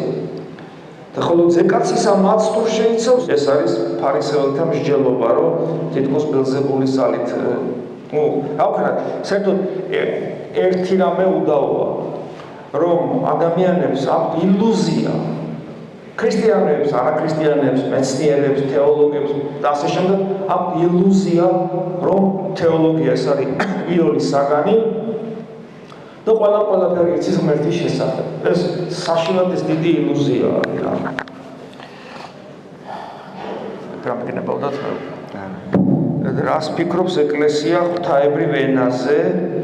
არაფერი გეტყვი, კარგი ბატონო, ღვთაებრივ ენაზე გეტყვით ეს ღვთაებრივ ენა რა არის? ღვთაებრივი ენა არის სახარება. სულ ერთია გრამატიკულად რომელ ენაზე არის იწერება. ამ ენაზე, ანუ სახარების ენაზე გვეცნობა ღვთისნება. ანუ ვერბალურად განგვეცხადა ღვთისნება. აი ეს არის და კიდე ლოცვა გეთანხმებით რომ ლოცვაში სხვადასხვა ტექსტებში ბევრი შეცდომაა, მაგრამ ამის რაღაც აპოკალიფტურ სურათს ამით ვუხატავთ. და კიდე ჩაასწორეთ რა. თქვენი საშუალებით გრამატიკა კარგად თუ იცით ჩაასწორეთ რა პრობლემაა. ანუ რაღაცა თითქოს რაღაც საშინელება ხდება ამით. შეცდომა ვის არ მოსდის. კარგი კი არ არის კაცო. მაგრამ რა ვიცი ახლა სახარებაში შეიძლება იყოს შეცდომა ლოცვანებშიც, მექანიკური შეცდომა და აი ხედა ჩაასწორე და მორჩა რა. საჭიროა ამდენი ფილოსოფია. სკვნილით წირვალოცვების დროს სკვნილით ლოცვა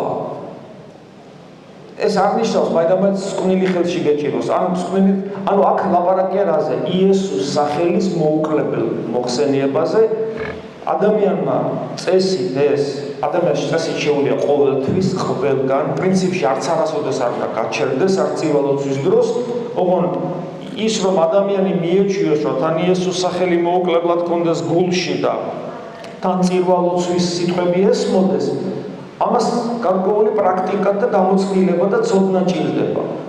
ამიტომ სასურველია, რომ ადამიანი წირვალოცვაზე როდგას უსმინოს წირვალოცვის დროს, რაც იკითხება და ლიტურგიულ მსახურებაში იყოს ჩართული,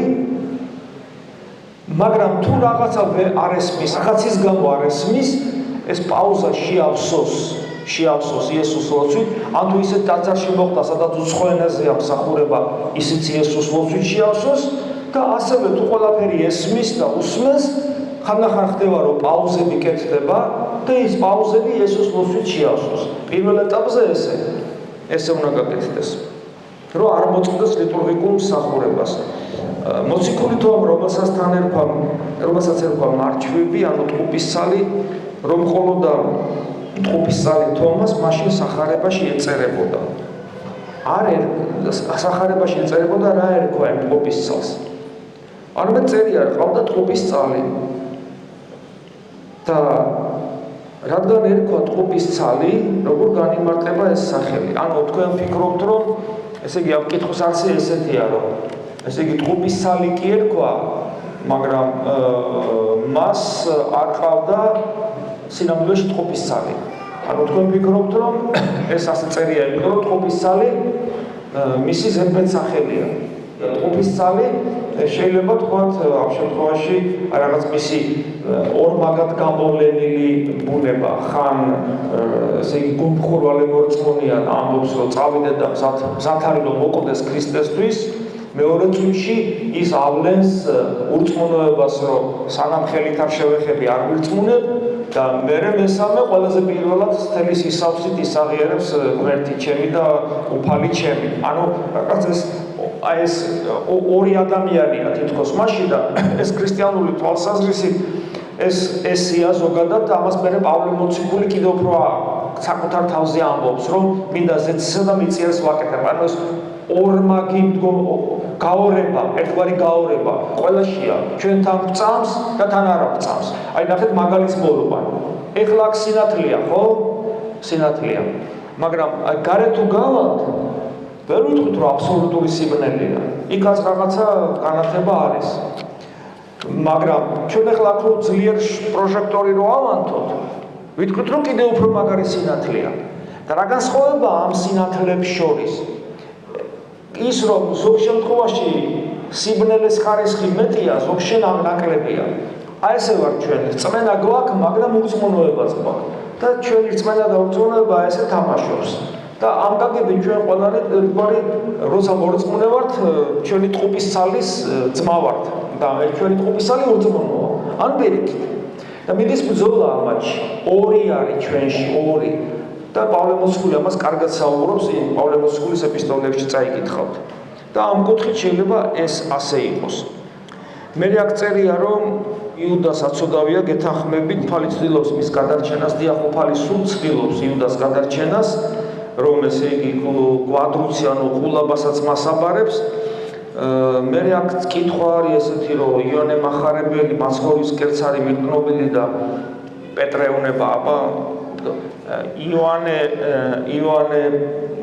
მაცხოვართან ზის და პეტრე წინ უზის და ესე იგი როცა უფალი ამბობს ერთ-ერთი თქვენგანი გამცემს მე ესე ჩანს რომ ანიშნებს კითხეო და ის ეტყვის იოანეს და ვინ ჩემთან ერთად ჩააწობს კურსო და კითხვა ესეთია რომ რა ენაზე წარმოთქვა უფალმა სიტყვები რომ ვინც ჩემთან ერთად ჩააწობს ჯამში ხელს ხო ის მიმცემსო რატო ვერ გაიგო სხვებმაო იმიტომ ვერ გაიგო რომ ჩურჩულით უთხრა იოანემ უთხრა ჩურჩულით და უფალმაც უთხრა იოანეს ჩურჩულით ვერან ვერ გაიგო გესმით მაგრამ მე იოანემ მოუყვა პეტრეს და სხვა მოციქულებსაც გესმით რა შეესაბამება აი აქ სიუჟეტიდან ჩანს რა ენაზე წარმოთქვა რა ენაზეც ლაპარაკობდნენ უბრალოდ ეს და აქაც ესეც საინტერესოა რომ აი გახსოვთ როგორ ერთ-ერთი თქვენგანი გამცემს მე ყველა ამბობს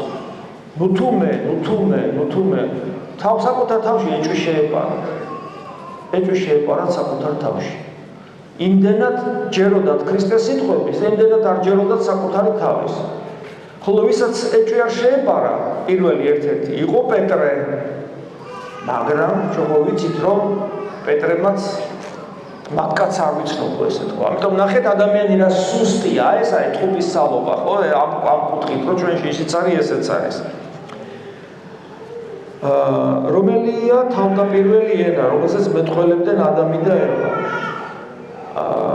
ადამი და ევა, ესე იგი, სამოთხეში მათი კომუნიკაცია ისეთი იყო, რომელიც არ არის ვერბალური ენა, იმიტომ რომ ტყავის სამოსელი, ანუ ჩვენ ესეთი ხორცი, მერე მიეცათ მათ. ანუ მანამდე მათი კომუნიკაცია როგორ დგებოდა, როგორ შეიძლება ვიცოდეთ, როცა როგორი ბუნება ქონათ, ჩვენ არ ვიცით. იყო ხორცი და სული, მაგრამ ეს ხორცი როგორ იყო, ჩვენ არ ვიცით.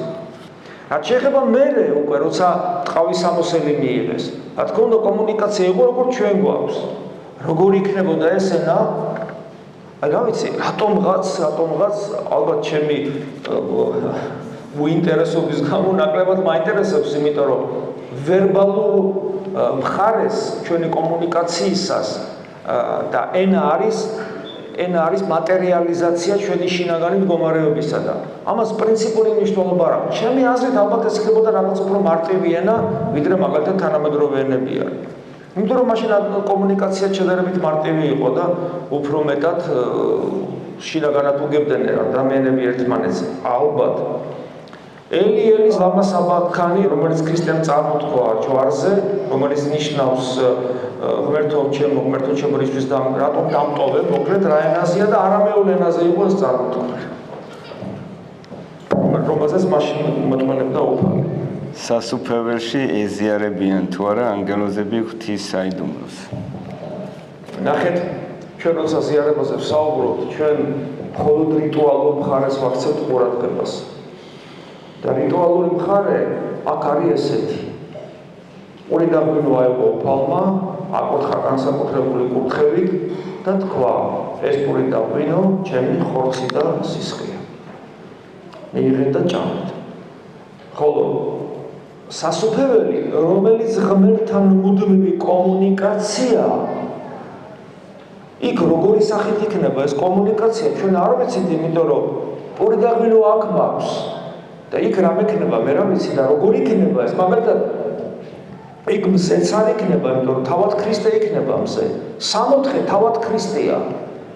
და ეს ქრისტეს შემოსილობა, როცა ქრისტე ჩვენშიც არის და ჩვენც მოგვიცავს თლიანად, სრულად რეალიზდება იქ და ასევე იქნებიან ანგელოზები. ამიტომ ჩვენ არ ვიცით, როცა თქვა ესე გვინდა დავაკონკრეტოთ გარეგანი მხარე, რა ბგერის თქვა სიხშირეებით იქნება კომუნიკაცია ერთმანეთში, თქვა ხო, რა ფონეტიკური წყობით, რა სინტაქსი, ან მაგალითად რა როგორი რიტუალური მხარე ექნება ღმერთთან კომუნიკაციას. ამაზე პასუხი არ არსებობს, თვილას ვაქვთ ასეთ კითხვებს. და რატომ? იმიტომ რომ არავინ არ ვიცით ჩვენი ქაური ყოფიერება როგორია. ჩვენ ვიცით რომ ის ყოფიერება არის, მაგრამ როგორია? არ ვიცით. გესმით, არ ვიცით, რას ნიშნავს ახალიცა და ახალი ქვეყანა. რას ნიშნავს ყდრეთი და აღმდგარი სხეული, როგორი იქნება ის? გესმით? მას საჭმელი სასმელი ესე აღარ დაჭირდება. აბა აი როგორი არსებობს, საერთო ენერგიით, ხო? როგორი იქნება ეს და ასე შემდეგ, ანუ ჩვენ არაფერი არ ვიცით. აი ესე დაკონკრეტება საკითხისა აბსოლუტურად უპერსპექტივოა. თორე ჩვენ ეს არ ვიცით, რას ნიშნავს. და იგივე ანგელოზებს იგივეა. ზიარების დროს მადლის მოქმედებას უნდა გზრომდეს თუ არა ადამიანი. თუ ადამიანი ღმერთს ენდობა და ღვთის ერთგულებით ცხოვრობს სიმდაბლით და საღვთო განგებულებისადმი მორჩილებით, ასეთ ადამიანს ღმერთი აძლევს იმას, რაც ადამიანს სჭირდება და თქვენ წარმოედგინეთ, ხანდახან ადამიანს სჭირდება გაყინული გული მადლის მიმართ. რომ ადამიანი ვერაფერს გრძნობდეს, ხანდახან ეს სჭირდება ადამიანს და აი აქ გამოიცდება აბსოლუტური უანგარობა ადამიანისა ღვთის მიმართ. ხან ჭირდება რაღაცის განცდა და შეგრძნება. ესმით, მაგრამ აქ მთავარი არის ის, რომ ადამიანი უნდა სწორად ცდილობდეს მიახლოს ზიარებას. რას ნიშნავს სწორად მიახლება ზიარებასთან? ჩვენ უნდა ვიცოდეთ, რომ ჩვენ ღმერთს ვერ ვეზიარებით. ეს ჭამა იმას კი არ ნიშნავს, რომ ესე იგი მე ფიზიკურად შევჭამე და კბილებით და კუჭით ღმერთს ვეზიარებ. ეს არის გარეგანი რიტუალური მხარე, რომლის მიერაც მოქმედებს საიდუმლოება. შემში შემოდის უფალი. მაგრამ ღმერთთან ზიარება გულით ხდება. რა გული რა არის? ფიზიკური გული კი არა, ჩემი შინაგანი მისტიკური სიღრმე, რაც ყველა ადამიანს აქვს. ანუ შინაგანი სიღრმით, ანუ მოდი ისე ვთქვათ, სულიერი გულით ეზიარება ადამიანი. და პირველ რიგში სწორე ზიარება ერთჯერადად არ განისაზღვრება. ადამიანი შეიძლება ემოციურად რაღაცას განიცდიდეს და ეგონოს, რომ ადმა იმოქმედა. სწორად მაზიარებელი ადამიანი ხო, პერსპექტივაში ავლენს ამას თავს. მაგალითად, თუ ადამიანი სწორად ეზიარება, მას კიდევ უნდა. თუ ადამიანი არასწორად ეზიარა, ის საერთოდ ცილდება მერე და შეიძლება თუ სულ ურწმუნო არ გახდეს, წლები აქ ვეღარ ეზიაროს. კი არ უარყოფს ეს, რაღაც ისე, ვეღარ მოვა რაღაც და ეს, ანუ გაუგრილდება კიდევ უფრო გული. გესმით, სწორ ზიარების შემთხვევაში ადამიანი მოტივირებული ხდება, რომ ლოცვა ისწავლოს, წმინდა წერილი იკითხოს, წმინდა მამები იკითხოს, ადამიანები უყვარდეს თავის გარშემო, არავინ არ განიკითხოს. გესმით, საღვთო თვისებებს იძენს. რაც შეეხება შეგრძნების დონეზე, დიახ, რასაც შეიძლება იყოს, იგრძნოს რაღაც სისავსე, იგრძნოს, ესე იგი, სიხარული, იგრძნოს საოცარი სიმშვიდე, იგრძნოს რაღაც გარკვეული სიტყვება, სიტყვება ამას ვამბობთ, იმიტომ რომ სხვანაირად ის არ გამოითქმება, მაგრამ მთავარი არის პერსპექტივაში გაშლილი ადამიანის ცხოვრება, თუ ადამიანის სწორად მაზიარებელია, ის ნელ-ნელა ემსგავსება იესო ქრისტეს. გავაკეთო, როცა ჩემი ნება ხელს მიშლის, სხვას მემსახურო, რადგან მე მგონია, რომ მე ვარ მართალი, სხვა მტყუარი. საკუთარი სიმართლე არის ყველაზე დიდი მტერი ჩვენ ცხოვრებაში. კურთხეულ ხარ შენ უფალო, მასწავლებელი სიმართლეები შენ ჯერ კიდევ სამუნებში ვკითხულობ. იყავა ნება შენი ამბობს უფალი. ესმით, თუ თქვენი სიმართლე არ აღემატება მე წიგნობრებისა და ფარისევლების სიმართლეს ვერ შეხვალთ სასופელოში. ეხლა ვინ არიან წიგნობრები და ფარისევლები? ესენი არიან უგანათლებულესი, უაღრესად რელიგიური, ზნეობრივი და სამშობლოს მოყვარე ადამიანები. პატრიოტები. თოფალი ამბობს, თუ თქვენი სიმართლე მათ სიმართლეს არ აღემატება, სასופელოში ვერ შეხვალთ. და ბუნებრივია რომ იჭდება გასვლა ბიჭო. ისე იგი ჩემზე უკეთესი პატრიოტები იყვნენ ისინი. ჩემზე უკეთესი თეოლოგიური განათლება ჰქონდათ. რელიგიურ წესებს დაუც ჩემზე მეტად ასრულებდნენ. ძალიან ზნეობრივები იყვნენ და რა უნდა გავაკეთო ხოლმე ისეთი რომ იმაზე უფრო მართალი აღმოჩნდე. საქმეც ამაშია რომ ქრისტიანისათვის სიმართლე ეს არის პირდაპირ ღვთისნების აღსრულება და არა საკუთარი რაღაც სიმართლე. გესმით? ესე იგი იმისათვის რომ მოყვასთან ურთიერთობაში. დიახ, ჩვენ ერთმანეთთან ურთიერთობაში საკუთარი სიმართლე გვიშლის, ზამოსვარა გვიშლის. ეს არის ჩვენი ეგოიზმის საფუძველის და დასაბამი. საერთოდ ყველაფერი ეგ არის. ეს აგრებს ოჯახებს, ეს აგრებს სახელმწიფოებს, ეს ხელს გიშლით ურთიერთობას დიასპორაში, საკუთარი სიმართლე. ეს არის ეგოიზმის გამოვლენა, სიამაყის აპარტამენტების გესმით. ამის გამო იწყება ომები სამყაროში და ასე შემდეგ. ადამიანს შეწუხდეს საკუთარი სიმართლე, რომელიც არათუ ჩემსა და სხვა ადამიანს შორის დგება. საკუთარი სიმართლე ის რაც ჩემსა და ქრისტეს შორის დგება. ამიტომაც არის რომ ადამიანი გამწარებული საკუთარი ნებიდან, საკუთარი სიმართლიდან ღმერთს მამაო შეხვეწება, მამაო იყავნება შენ. და ესე იგი რა გამოდის? ღვთისნება უნდა ვიცოდე რა. იყავნება შენი, ღმერთი ხო გეტყვი შენ დაუცილო იძახი იყავნება შენი. ერთხელ მაინც ხო უნდა დაინტერესდე რა ჩემი ნება. როგორ გავიგო რა არის ღვთისნება? ამისათვის არსებობს 2000 წლოვანი გამოცდილება ეკლესიისა, წმინდა წერილი, წმინდა მამები. ვინ წმინდა წერილს? 4 სახარება და 60 ხულო. ანუ ახალი აღთქმა. და ვინ წმინდა მამებს არ კითხულობს? შეუძლებელია მაინც ნახეთ რას ვამბობ. შეუძლებელია მაინც ოდესით რა უნდა ღმერთს. ასე რომ აი პრობლემა აქედან დაიწყეთ გაგება იმისა რა უნდა. აი წარმოიდგინეთ იგავური სახე 2000 წლის წინ იუდეაში ვართ. თქვენ მოხვედით და მეკითხებით რა გავაკეთო რომ ესე იგი ჩემი სიმართლით კი არ ვიცხოვრო, არამედ ღმერთის სიმართლით. მოხვედით ჩვენთან, უცებ ჩვენ აღმოჩნდა რომ მოციქულები ვართ. და ჩვენ რას ვიზავდით? მე დაგიწყებდი რაღაც ისწავლება, რა თქმა უნდა, არა გეტყოდი რომ ჯერ კიდე ამაღლებამდე ქრისტე რო ჩვენთან არის. იცი, გაგიმართლა აგერ ღმერთი მოვიდა ადამიანად. ხო და მოდი გაგაცნო და მიგიყვანდი ქრისტესთან და თუ მიხვდებოდი რომ ქრისტე ღმერთია, მაშინ მას მოусმენდი და როგორც ის გეტყოდა, ისე თუ იცხოვრებდი დამთავრდა. ესე იგი მაგრამ თუ ვერ მიხვდებოდი რომ ქრისტე ღმერთია, არაფერს ვერ გიშველიდი. ანუ გესმის, შენ თუ იცი რომ ქრისტე ღმერთია, მას უნდა მოусმინო, მას მოусმენ წმინდა წერილში და წმინდა მამები განმარტავენ ჩვენთვის გასაგებ ენაზე, რა თქვა ქრისტემ წმინდა წერილში. აი ეს არის პასუხი.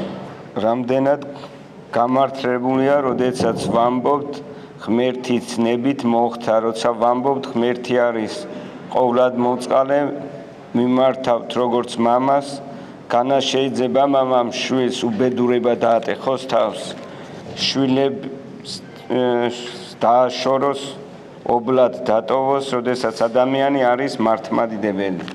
იცით, აქ არის უცნაური მიწიერი ლოგიკისათვის შეუთავსებელი მორჩილება ქრისტიანისა ღვთისგანგებულებასთან.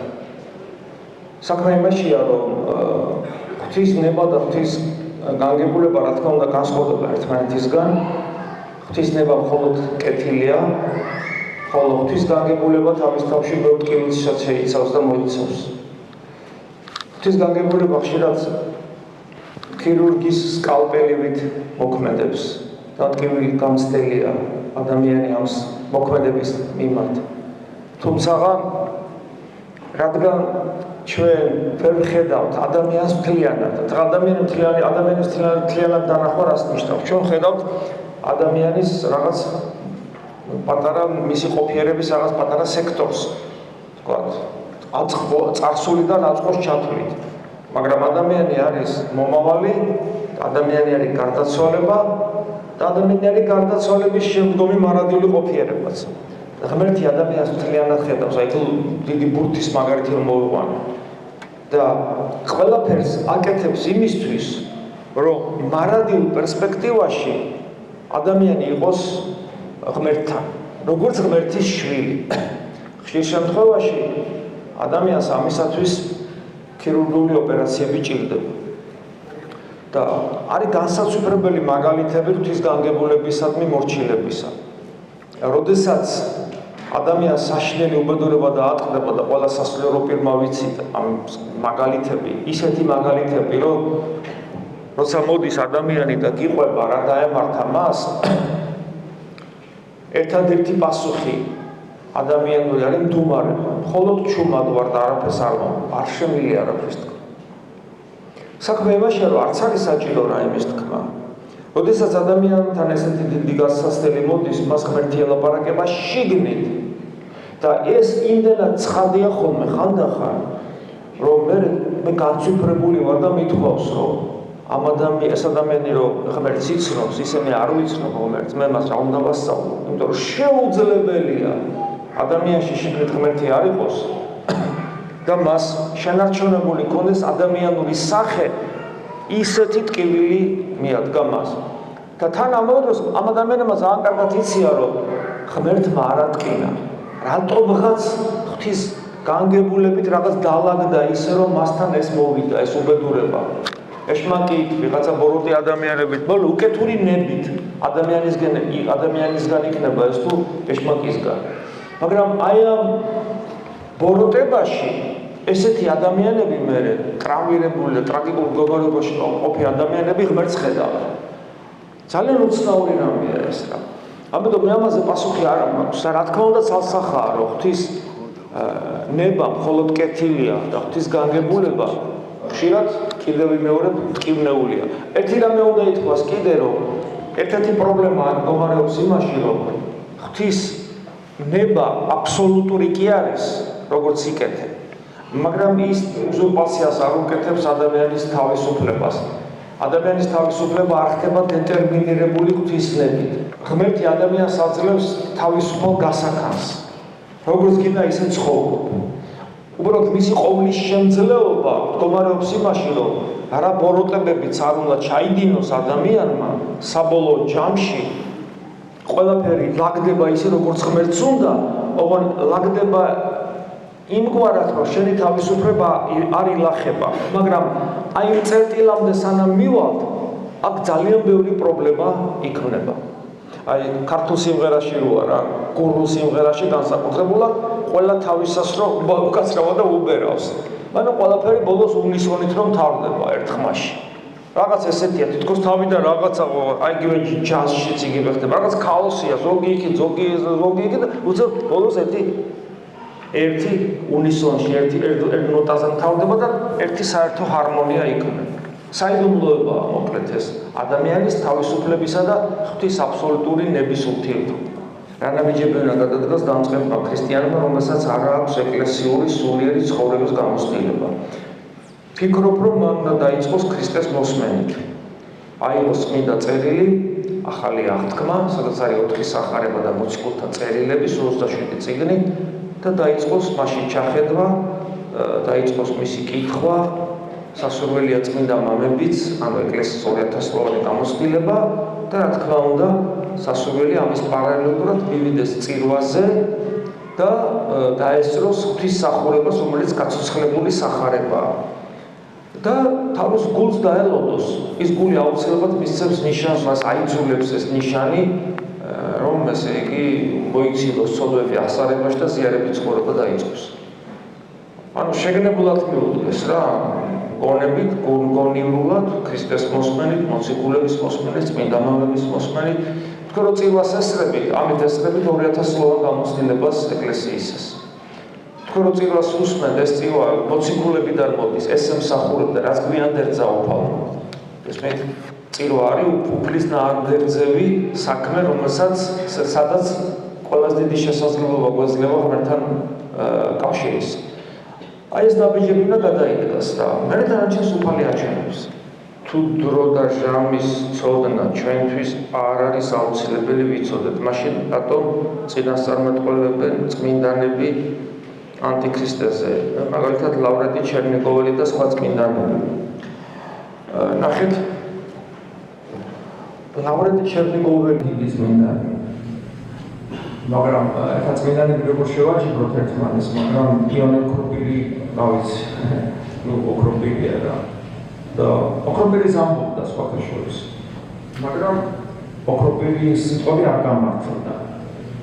როგორ შეიძლება რომ წმინდანის სიტყვები არ გამართლდეს, როგორ შეიძლება თუ ის არ ეხება უძირითადეს საღვთისმეტყველო დოგმატებს, რომელიც ადამიანის ცხოვრებისთვის არის სასიცოცხლო მნიშვნელოვანი.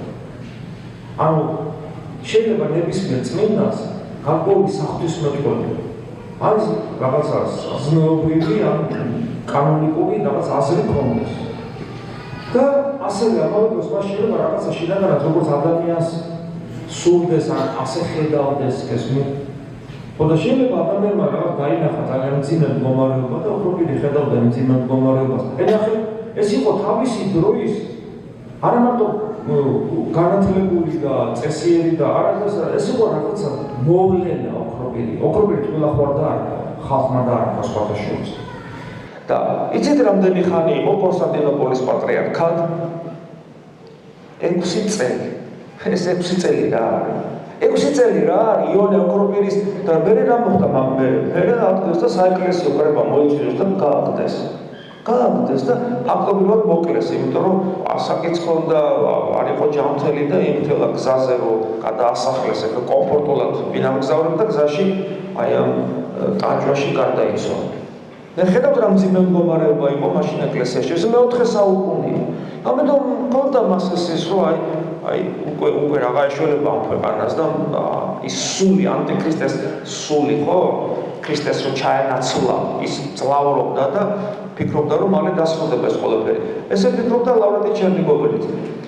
შეიძლება ახსოვდეს, შეიძლება ასრულდეს და შეიძლება არ ასრულდეს, მაგრამ რაც შეიძლება დრო და ჟამის ცოდნა ეს თავის აქტუალურობას არ კარგავს და ლავრენტისაც ეუბნება, ოქროპირსაც ეუბნება და ჩვენს რომ არ არის თქვენი საქმე ეს. მაგრამ აქ არის ერთი ნიუანსი. ლავრენტი ჩერნიგოველიც და წმინდა იონე ოქროპირიც, ეს ორი წმინდანი, ორივე რაც მათი საქმე იყო, იმას ასრულებდნენ კარგად. წმინდა სერაფიმე საროველი ამბობს, რომ როდესაც ღვთის მადლის გარეშე ვამბობდი რაიმეს, შესრულებს უშვებდი. დიდი მამა იყო წმინდა სერაფიმე საროველი, ღმერთ შეუქმნელ ნათელში ხედავდა. მაგრამ როცა ამბობს, როცა ესე იგი ჩემით ვამბობდი, შესრულებას უშვებდი ხშირად. არ არის პრობლემა. და ყოველთვის გვახსოვდეს, რომ ესე იგი წმინდანი არ ნიშნავს შეუცდობას. და სახარება არის აბსოლუტური ავტორიტეტი. თქვენ შიშზე როცა საუბრობდით, ეს ბოლო კითხვა ხო? ბოლო კითხვა, იმიტომ რომ თქვენ აღარ გვაქვს. თქვენ შიშზე როცა საუბრობდით, მოციქულებსაც ხომ ეშინოდათ და სანამ სულიწმინდა არ გამოვიდა მათზე, ვერ დაძლიეს სიკვდილის შიში.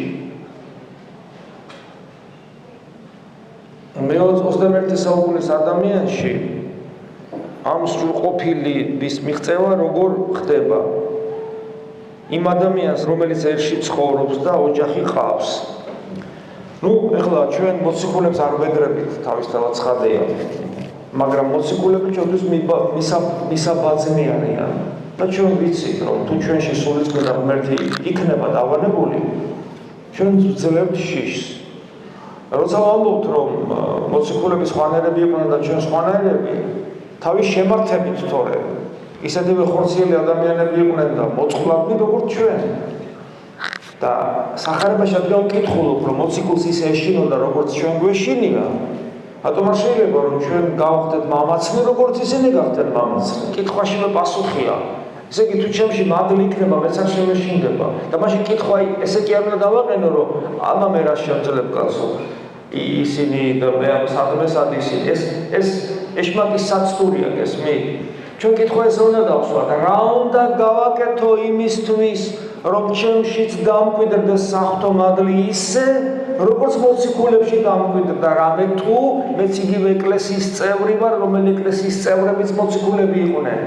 იგივე მადლი მოქმედებს მივიღებ მე ჩანასახში ნათლობისას და მიროცხებისას, როგორც მათ მიიღეს.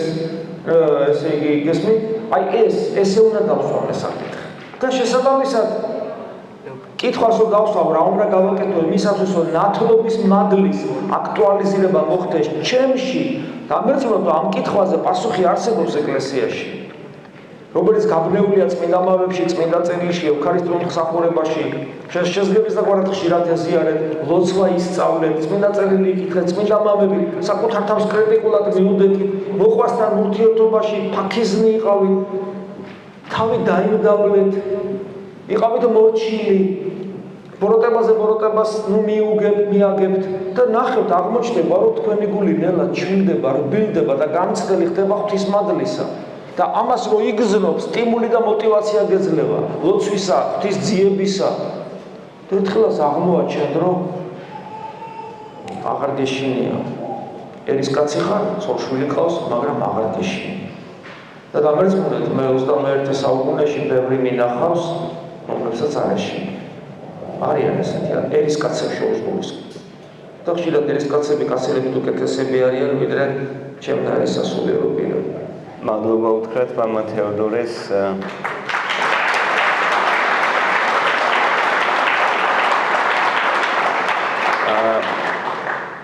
ასევე ბუდიშვი ხდით, რომ ყველა შეკითხვას ვერ გავეცით პასუხი, დრო არ